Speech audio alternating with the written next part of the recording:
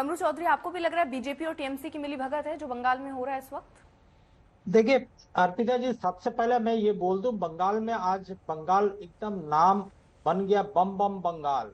हम बोलते हैं ना बम बम बोले, अब बम बम बंगाल हो गया। हर जगह जाइए कहीं ना कहीं बम फूट रही है, कहीं ना कहीं लोगों का हत्या हो रहा है, कहीं पे कार्यकर्ता को मारा जा रहा है, उसका घरों को तोड़ा जा रहा है, कहीं पे जो नामांकन भर चुके हैं उनको अगवा किया जा रहा है, उनका रिश्तेदारों को पर हमला हो रहा है। ये हालत है बंगाल में चारों तरफ। ये पंचायत का निर्वाचन नहीं है, ये बंगाल में पता नहीं किसका एक श्राप है बंगाल का ऊपर में, कि जब भी चुनाव निर्वाचन आता है, निर्वाचन का समय आता है, वहां कोई ना कोई लाशें गिरती है, कोई ना कोई माँ का बेटा ये माँ आना ये होता है, गवाह बैठती है बेटी।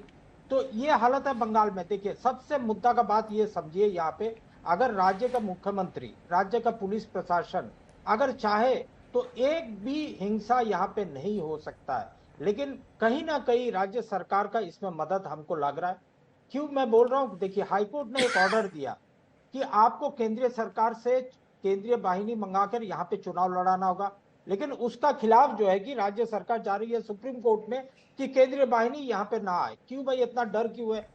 हाईकोर्ट ने यह भी निर्देश दे दिया सेंट्रल गवर्नमेंट को कि भाई आप 1 रुपया जो है केंद्र सरकार से राज्य सरकार से मत लीजिए, आप अपना पैसा से केंद्र सरकार से केंद्रीय बाहिनी लाकर चुनाव कराए यहाँ पे।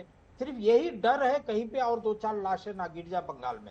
लेकिन ये इतिहास से होते हुए आ रहा है बंगाल में आज के डेट में। लेकिन हम जो देख रहे हैं 2011 के बाद में, हम तो तृणमूल कांग्रेस के साथ में समझौता करके 2011 में आए थे, लेकिन 2011 के बाद में 2012 में हमारा समझौता उनसे टूट गया। कारण यही है कि जो सरकार को हटाए थे, उसको हटाने के बाद में तृणमूल को लाए थे। ये तो तृणमूल तो उसका बाप निकल गया। जिस तरह से भ्रष्टाचार में लिप्त है यह सरकार, आज पंचायत में जो जो आम जनता का अधिकार का समय है, उस अधिकार का समय में भी लोगों का ऊपर में जो है कि ये अत्याचार करके अपना प्रतिनिधि को वहां बैठाना चाहते हैं। एकमात्र कारण यही है कि किस तरह से लूट करे, पंचायत स्तर से लेकर मंत्री सभा तक किस तरह से सरकारी पैसा को गबन करे और अपना राज यहाँ पे बंगाल में ठीक है। कायम करे। ये देखिए, ये बड़ा शर्मनाक बात है। हम बंगाल में बैठे हुए हैं, लेकिन हाँ, यहाँ पे जितना भी यहाँ पे लोग पैनल में आपके बैठे हुए, सबका एक ही राय होगा किस तरह से ये हिंसा को रोका जाए। लेकिन ठीक है। ये हिंसा को रोकने के लिए एकमात्र उपाय ऊपर स्तर से अगर आदेश आएगा तभी रुक सकता है यहाँ पे। ठीक है, मानव जायसवाल, कि बार बार सवाल, क्योंकि आप सरकार में हैं इसलिए सर आपसे ही सवाल उठेंगे कानून व्यवस्था को लेकर, जहां पर हर चुनाव दर चुनाव हम देख रहे हैं, कभी भी चुनाव हो और वहां पर हिंसा ना हो, ये बंगाल में हम देख ही नहीं रहे हैं, इसलिए सवाल बार बार आपसे उठ रहे हैं। हाईकोर्ट, कोलकाता हाईकोर्ट को आप मानते हैं कि नहीं मानते हैं? देखिए, सबसे बड़ी बात, हम सबसे पहले संविधान को मानते हैं। और जहां तक बात है हमारे जो मित्र हैं कांग्रेस के नहीं, पहले मुझे ये बताइए, कलकत्ता हाईकोर्ट को आप मानते हैं कि नहीं मानते हैं? ये फिर से डिबेट आरोप और प्रत्यारोप से दूर रखना है सर मुझे इस पे। हाँ। देखिए सुनिए, जो न्यायपालिका होती है वो चाहती है कि हर तरीके से वातावरण सुरक्षित रहे, हर तरीके से न्याय व्यवस्था बनी रहे, ये सब चीज वो मानते हैं। और वो जानते हैं कि अब उनको भी सरकार पे भरोसा है, तभी वो सरकार को बोलते हैं, जो स्टेट इलेक्शन कमीशन को बोलते हैं कि अगर आपको जरूरत है तो निश्चित रूप से आप और भी केंद्र बाहिनी को भी ले लीजिए और भी पुलिस फोर्स ले लीजिए। और हम भी चाहते हैं कि भाई सब तरीके से हो, लेकिन फेडरलिज्म स्ट्रक्चर जो है उसका गला ना घोटा है। देखिए, आप बंगाल की बात करते हैं, नहीं, मेरा सवाल ये इसलिए था, एक सेकेंड मानव जी, मेरा सवाल ये इसलिए था क्योंकि कोलकाता हाईकोर्ट ने ही ये बात कही है कि सेंट्रल फोर्सेस की तैनाती में जितनी देरी होगी उतना नुकसान होगा। नहीं, देखिए दो चीजें हैं।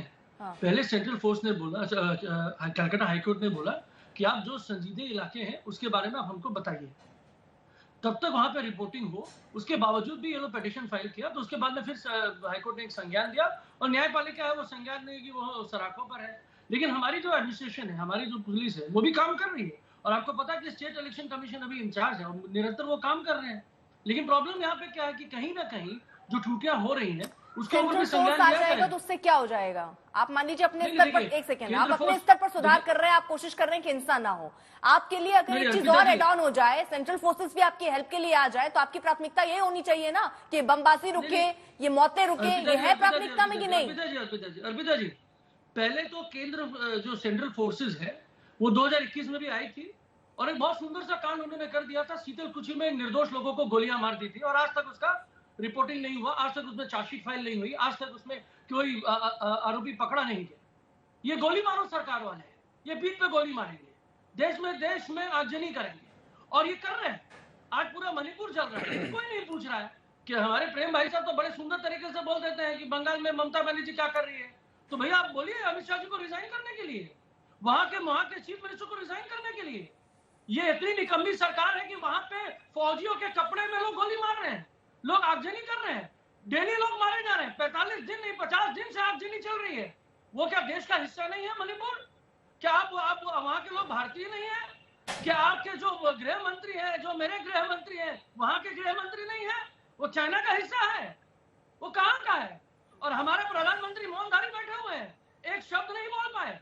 प्रेम भाई साहब मांगिए, बोले इस्तीफा। ठीक है, चलिए जवाब ले लेती हूँ इसी पर। लेकिन आप अपने देखिए सर, अपने सवाल, अपने कपड़ों को साफ रखने के लिए दूसरे कपड़े को गंदा दिखा देना बहुत आसान तरीका है, जो हर राजनीतिक दल कर रहे हैं। आप उनसे जवाब मांगिए, ठीक है, लेकिन अपने सवालों से आप बच गए जो मैंने आपसे पूछे। प्रेम शुक्ला जी जरा इस पर जवाब दे दीजिए। जो कह रहे हैं वहां हिंसा होती है, वहां सवाल नहीं उठ रहे, केवल पश्चिम बंगाल की स्थिति आपको दिख रही है, लेकिन वहां भी नैतिकता के तौर पर जिम्मेदारी लेनी चाहिए सरकार को। नैतिकता नहीं मैडम, क्रिमिनल एक्टिविटीज हो रही है। देखिए ममता बनर्जी बांग्लादेश को देखिए चिल्लाते हैं बीच में, क्या तरीका है? दिया सर मैंने, बोलिए। बांग्लादेश क्या है? ममता बनर्जी जैसे लोग देशद्रोह पर आमादा हो जाएं, तो आप बोलते रहिए तब भी ठीक है, रुकिए जरा। ममता बनर्जी जैसे लोग देशद्रोह पर आमादा हो जाएं, तब भी कम कीजिए जरा इनकी आवाज। हाँ प्रेम शुक्ला चिल्ला रही है फुकट में। ममता बनर्जी जैसे लोग कितने भी देशद्रोह पर आमादा हो जाए, तब भी मणिपुर चीन के कब्जे में आदरणीय नरेंद्र मोदी जी के रहते हुए नहीं जा सकता। इसलिए इस तरह का स्वप्न देखना बंद कर दीजिए। मणिपुर की हिंसा हुई, निश्चित तौर पर वहां की राज्य सरकार को जिम्मेदारी लेनी ही होगी, और जो भी वहां दंगाई है उनको गोली मारी जा रही है, देखते ही गोली मारने का आदेश है। आप यही काम जो है बंगाल में क्यों नहीं करते जी?